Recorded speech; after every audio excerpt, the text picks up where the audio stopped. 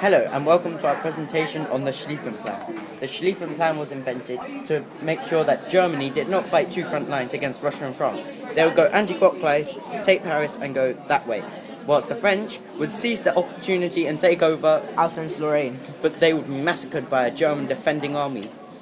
This is what actually happened.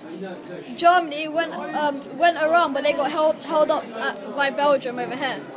Instead, the France pushed them back towards their own country as they had weakened their right wing and put the rest on their left wing. There were two rivers around this area, and the Germans were not allowed to Germans were unable to cross them, which gave France much more time, and Britain could also come in there.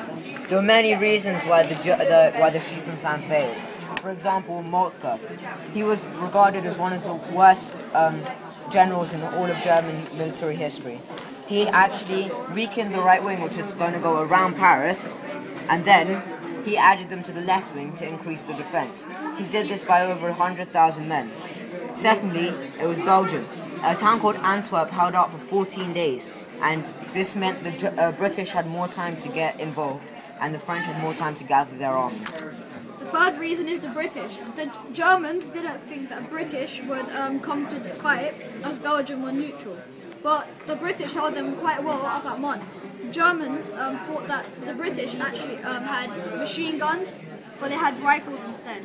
The fourth reason is the Russians. It only took them 10 days to get ready. The Germans thought it would take them 6 weeks. Next is the taxis in France. The French civilians volunteered to fight against the Germans, to fight for their own country. They could see all the German people and the whole army, and the taxis took them to the front line. Next picture shows Ypres, where the British held the town. This was the final battle of the race to the sea, where both armies dug trenches to try conquer the land.